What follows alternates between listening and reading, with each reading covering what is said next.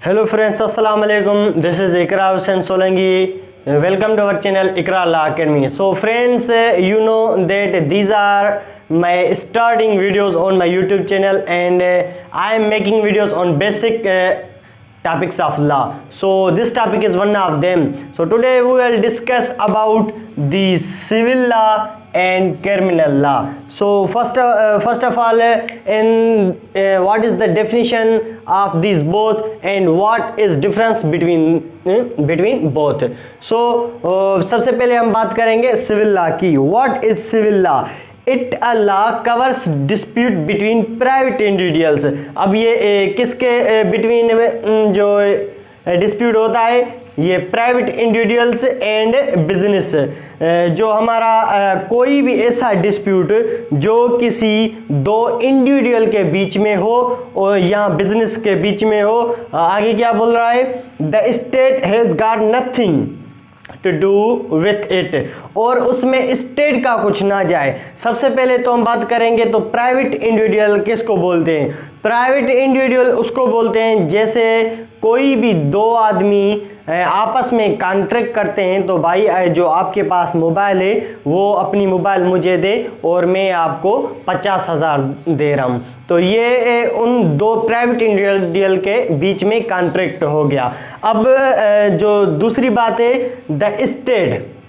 जो हमारी स्टेट है, स्टेट किसको बोलते हैं? जो हमारी गवर्नमेंट होती है, पब्लिक की जो हमारी पुलिस होती है उसको भी स्टेट बोल सकते हैं. The state has got nothing to do with it. जो स्टेट का कुछ ना जाए उसमें. अब स्टेट का कैसे कुछ ना जाए? कोई भी दो आदमी आपस में कॉन्ट्रैक्ट करते हैं तो स्टेट बोलेगी भाई ये आपका जाए, क्या भी करो कॉन्ट्रैक्ट में, हमारा कुछ ना जाए. तो इसमें पहला ये हुआ जो प्राइवेट इंडिविजुअल के बीच में हुआ, और दूसरा जो स्टेट का इसमें कुछ ना जाए उसको क्या बोलेंगे? सिविल लॉ बोलेंगे. So I am giving you examples of civil law. जो अक्सर हमारा सीपीसी होता है, सिविल प्रोसीजर कोड, ये भी हमारा सिविल का होता है. और उसके अलावा ट्रांसफर ऑफ प्रॉपर्टी,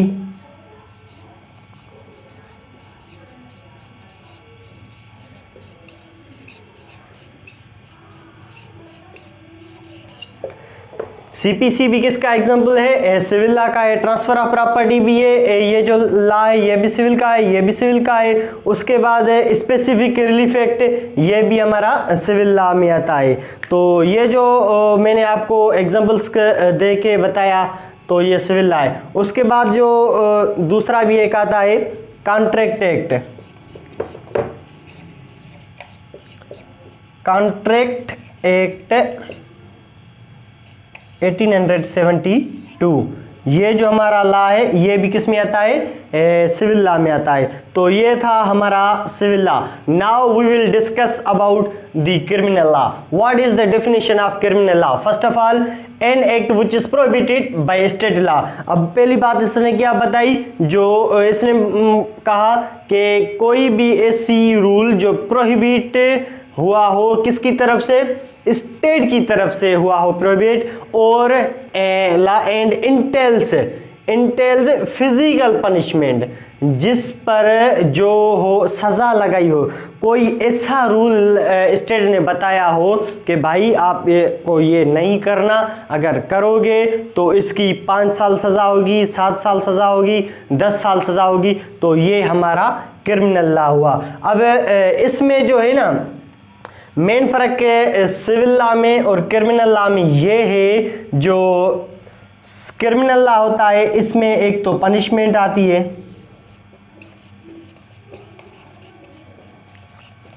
सही है.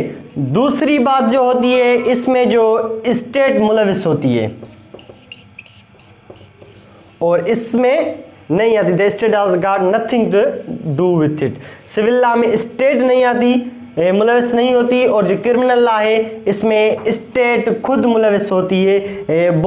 इसमें बोलेगी कि भाई आप चाहे क्या भी करो मगर इसमें हमारा जाएगा.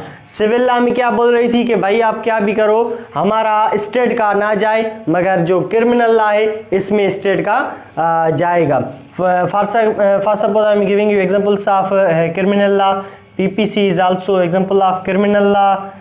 CRPC,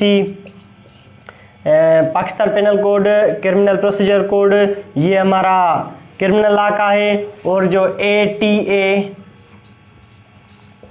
एंटी टेररिज्म एक्ट, ये भी हमारा क्रिमिनल लॉ में। एंटी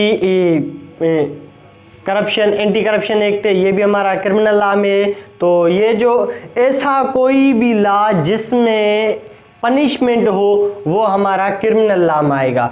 और दूसरा फ़र्क मैंने क्या बताया, इसमें स्टेट मुलविस होगी और इसमें स्टेट मुलविस इसमें स्टेट मुलविस नहीं होगी, सॉरी, और इसमें जो है स्टेट मुलविस होगी। अब स्टेट कैसे मुलविस होगी, मैं आपको क्रिमिनल लॉ का एग्जांपल्स देता हूँ।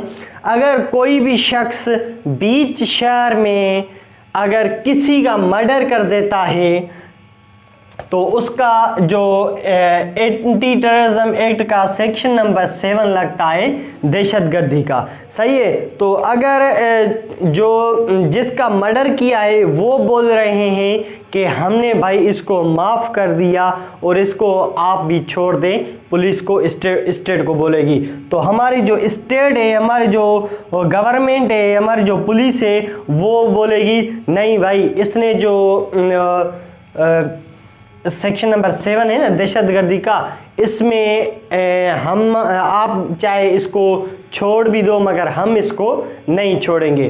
तो ये इस तरह से स्टेट मुलविस होती है।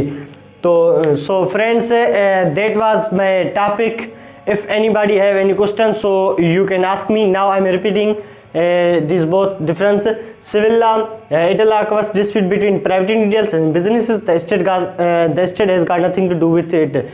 कोई ऐसा लॉ जो डिस्प्यूट हो किसी between private individuals and business के बीच में और जिसमें स्टेट का कुछ ना जाए उसको सिविल लॉ बोलेंगे। एग्जाम्पल है CPC, civil procedure code, transfer of property, contract act, और भी कुछ लॉ है मगर ये मैंने बेसिक एग्जांपल्स आपको दिए। उसके बाद क्रिमिनल लॉ में आएंगे an act which is prohibited by state law and entails physical punishment. कोई ऐसा एक एक्ट जो किसी रियासत ने, किसी स्टेट ने रोका हो और उस पर फिजिकल पनिशमेंट हो, उसको क्रिमिनल लॉ बोलेंगे। और मेन फ़र्क मैंने आपको एक चीज़ मैं आपको बताता चलूँ, जो क्रिमिनल लॉ होता है ना वो एक तो एक्ट पर डिपेंड करता है और दूसरा ओमिशन,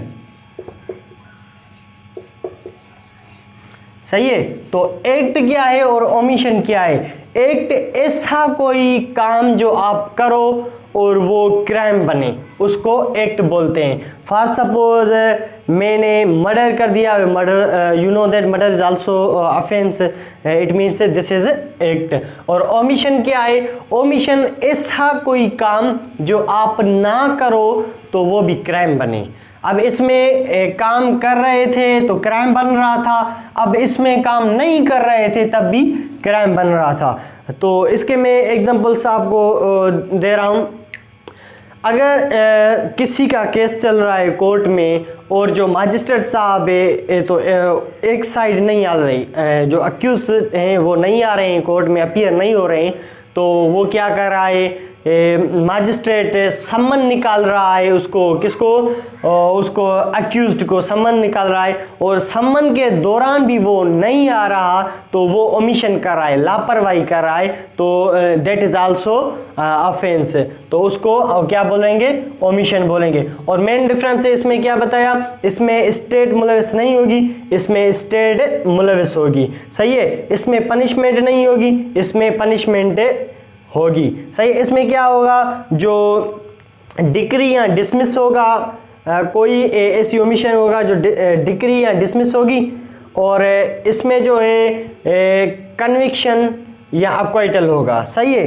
तो उसके बाद जो इसमें कॉस्ट लग सकता है, जो खर्चा होता है वो लगेगा डिक्री या डिसमिस के बाद, मगर जो ये है ओमिशन होगी, उसके बाद कन्विक्शन होगा, उसको सज़ा लगेगी या उसको बाइज्जत बरी ही कर दिया जाएगा, अक्वाइट कर दिया जाएगा। So friends, that was my topic. If anybody have any questions so you can ask me and inshallah I will clear your concept easily. Thanks.